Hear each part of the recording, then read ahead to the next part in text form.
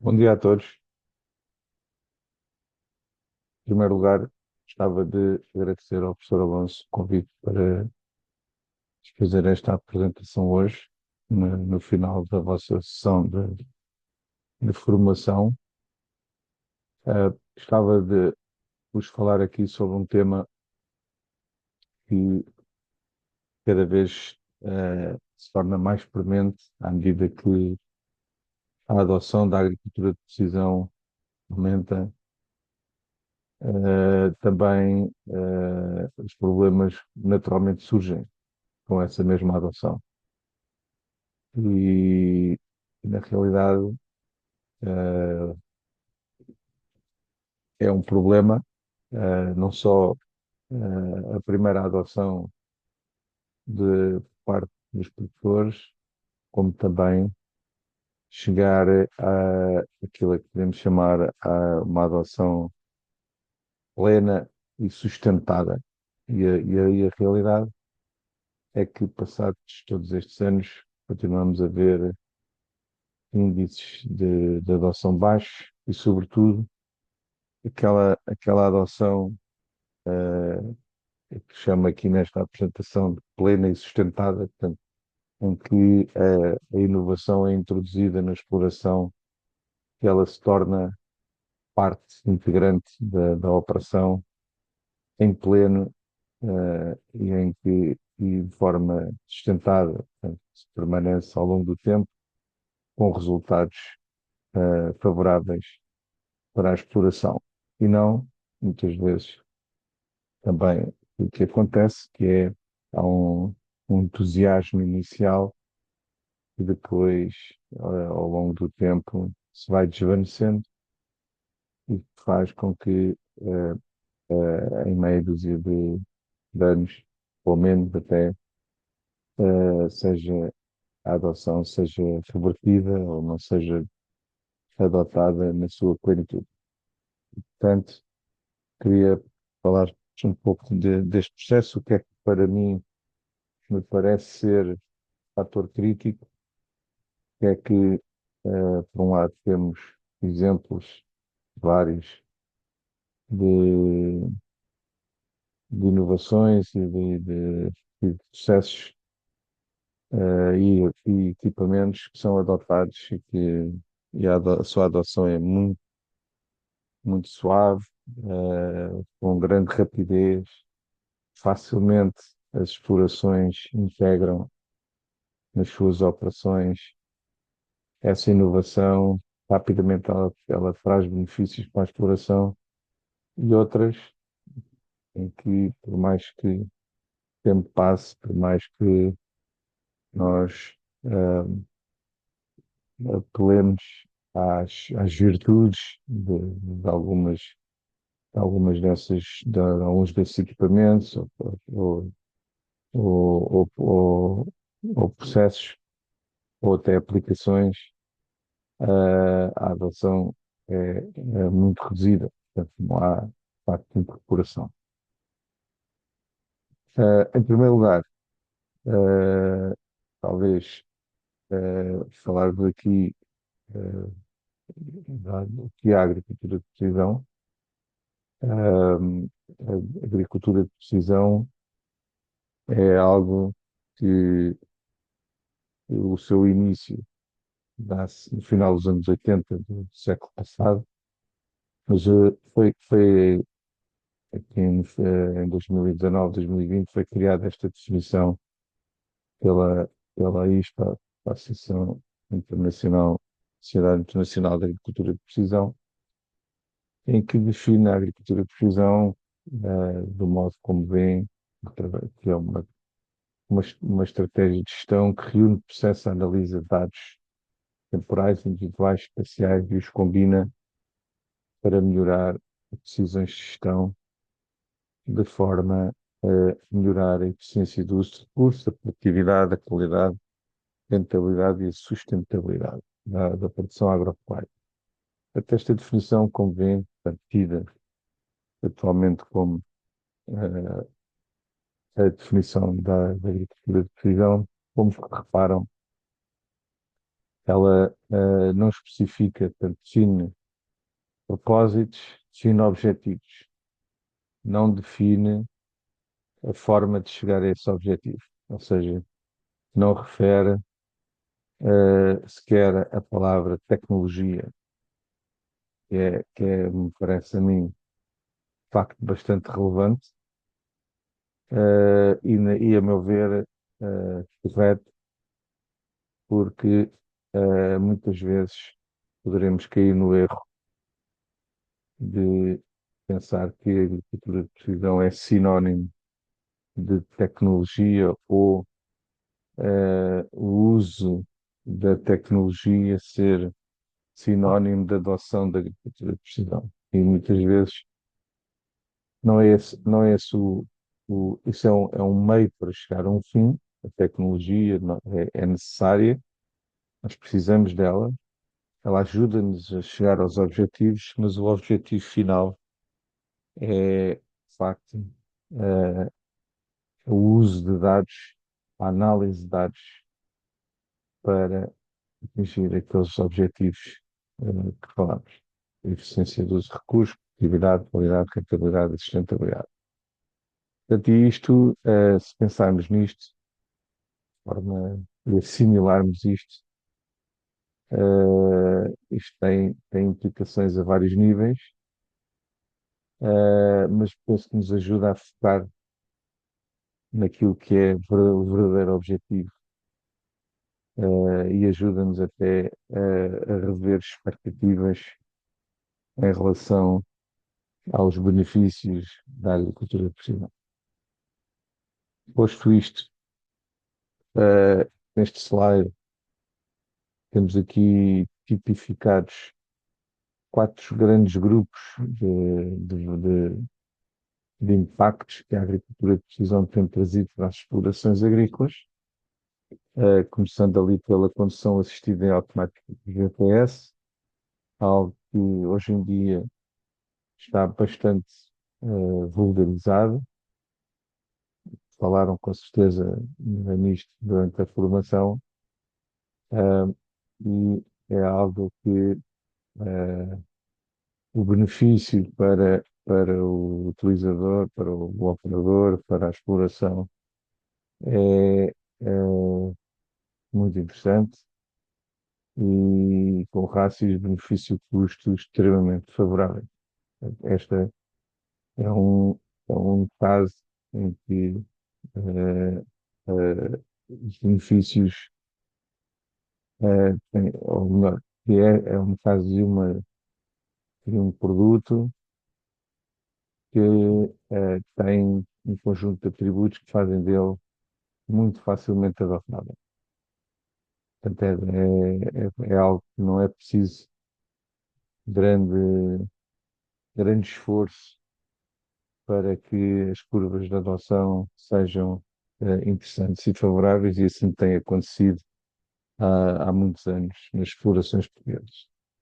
O segundo é o controle automático da largura de trabalho, que também terão falado, é algo que está de forma menos rápida, mas que que está a ganhar tração no terreno. Depois temos o controle de frota, portanto, as explorações, o registro em tempo real de dados das máquinas, dos tratores e a sua utilização para a otimização.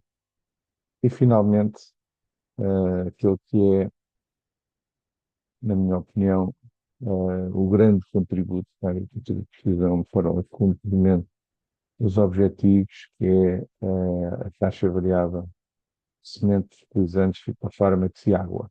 E aqui é um grupo bastante vasto, onde se inclui desde os semeadores de taxa variável, onde se incluem até as sondas de água no solo. Portanto, é um grupo bastante vasto. E dentro desse grupo, na minha opinião, é aquele que traz maiores retornos para a exploração, o que maiores contributos dá para os objetivos da agricultura de precisão. No entanto, é aquele em que a adoção tem sido mais lenta, nomeadamente quando nós idealizamos a utilização, a aplicação da agricultura de precisão como a constituição de um sistema de informação geográfica na exploração, em que se registram e mantêm camadas de dados relevantes para o processo de decisão e que todos os anos atualizamos modelos que permitem otimizar no espaço a aplicação destes fatores de produção. Portanto, é precisamente aqui que, dado, como referi, portanto, ser a área com maiores retornos, precisamente aqui que nos preocupa e que nos leva a tentar perceber e indagar o que é que, o que é que a adoção não é aquela que seria de esperar, face aos benefícios. Logicamente, também temos aqui esta questão de alguns mitos associados à agricultura de precisão. Penso que alguns deles se foram desvanecendo. A questão do custo, da tecnologia e de alguns dos serviços, eh, é, é na maior parte das vezes, não sempre, obviamente, mas é muitas vezes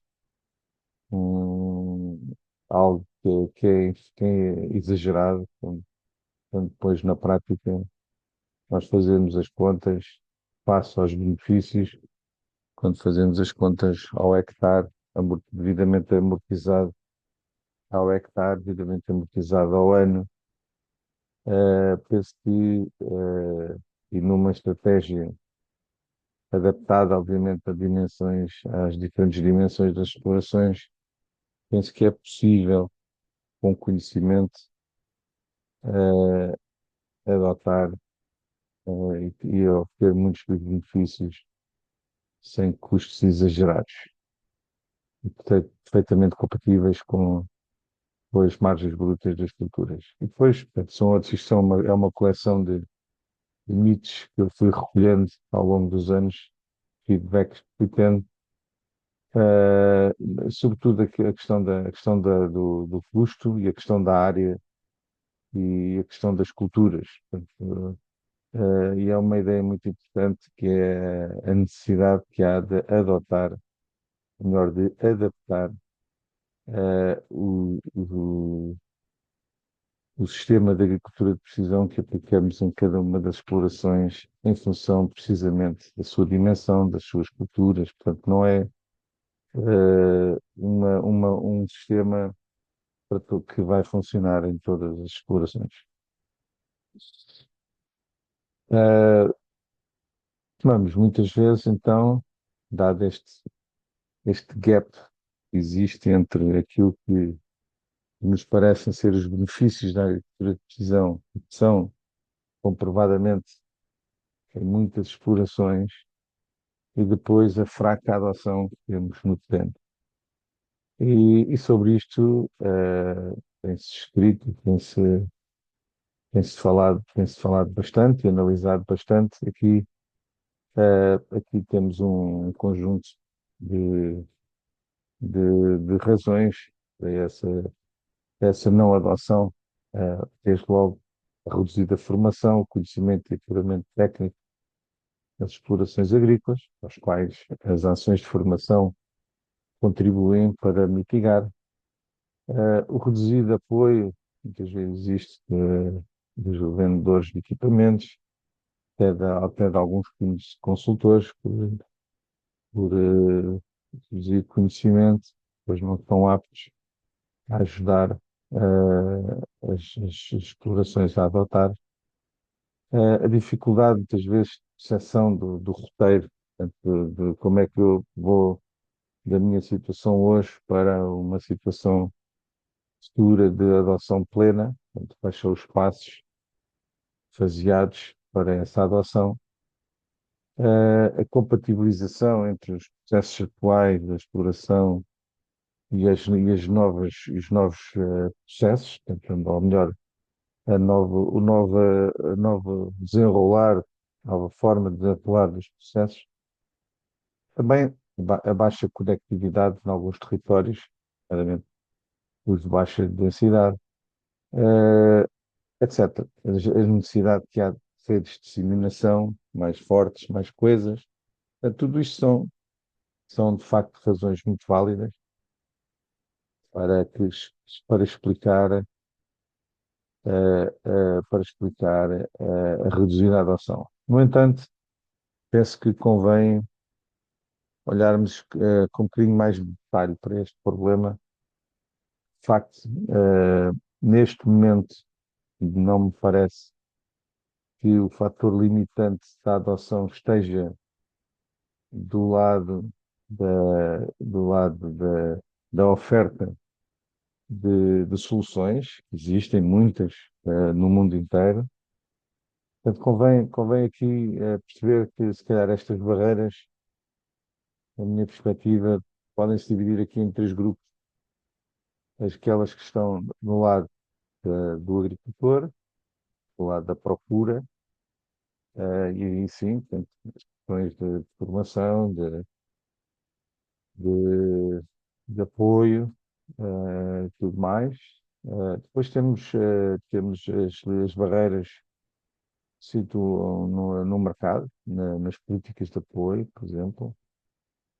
E finalmente, uma que é aquela que eu vou desenvolver um pouco mais agora, que é do lado da oferta, ou seja, os fornecedores de serviços de digitalização, serviços e produtos de digitalização, se quiserem, de forma simplificada, dos fornecedores de tecnologia. O que é que, desse lado, quem fornece essas soluções, o que é que deve ser feito para favorecer a adoção? E desse modo, eu criei uma lista de pontos que, a meu ver, devem ser observados.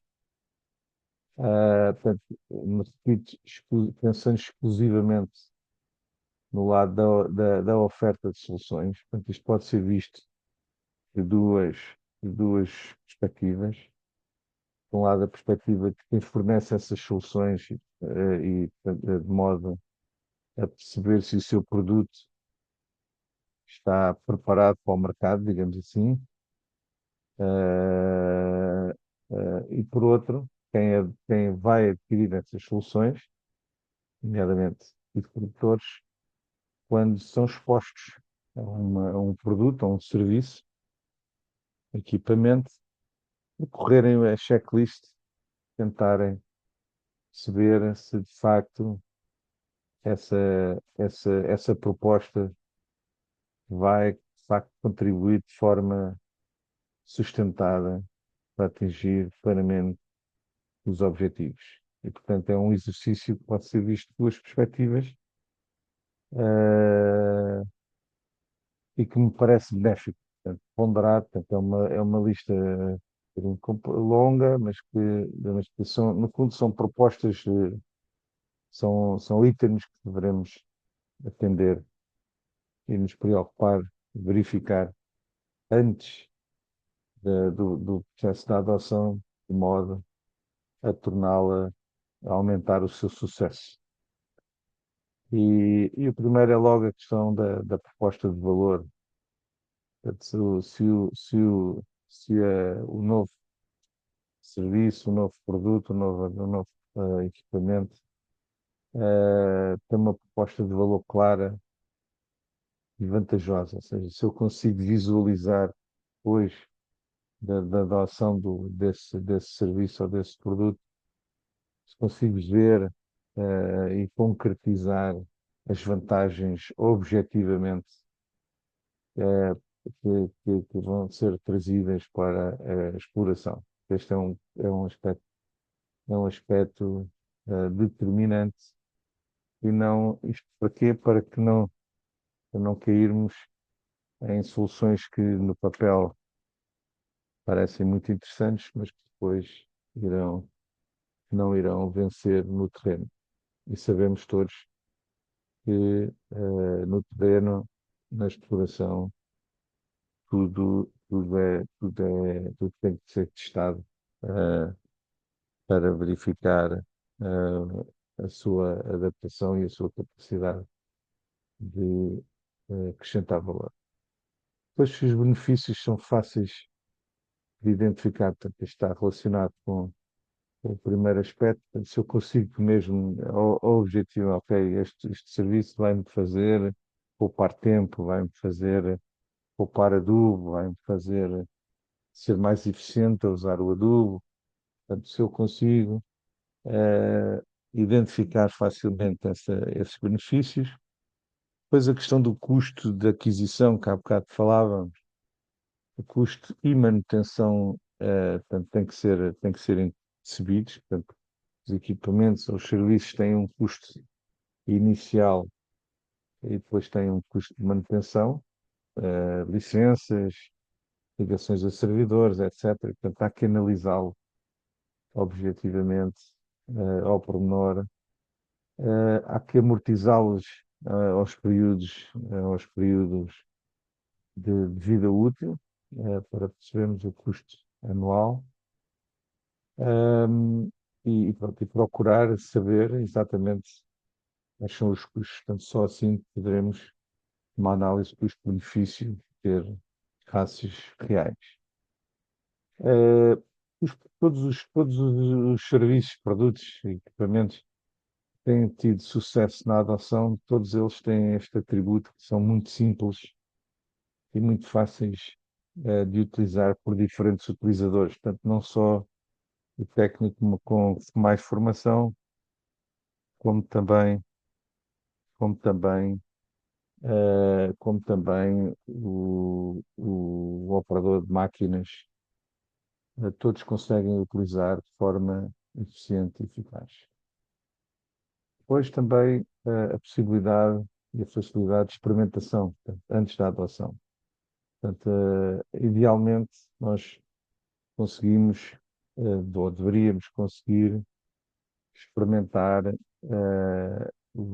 mesmo que em pequena escala, mas experimentar no terreno aquilo que vamos adotar, para perceber todos os pormenores. Outro aspecto importante é a facilidade de integração e compatibilização com a exploração, e com as suas outras operações. Portanto, se aquele produto, serviço vai conseguir encaixar-se no estado atual da exploração e nos processos. Também aspecto importante, a abertura do que estamos a adotar para a entrada e saída de dados. Porque hoje em dia, explorações agrícolas, e dentro no âmbito da agricultura de precisão, é fundamental que perceber estes fluxos de dados, e entradas e saídas, e perceber que o sucesso só será alcançado quando, eh, quando temos um fluxo de dados entre as várias aplicações. E muitas vezes isso é um problema e que temos que estar alerta para ele. Depois a questão do apoio pós-venda e formação por parte de quem o vende, portanto, não ser só componente de venda e depois não haver apoio. Portanto, a pós-venda, como todos sabemos, é um aspecto fundamental. Também outros aspectos a ter em conta, a existência de uma comunidade de utilizadores também ajuda muito à adoção, ter a quem recorrer, ter experiências de outros utilizadores. A questão da segurança e da privacidade dos dados. Sabemos que os nossos dados são um ativo muito importante na exploração. Sabemos que eles estão seguros. O enquadramento legal e regulamentar favorável. Aqui devemos nos lembrar sempre da questão da pulverização de fitofármacos por drone.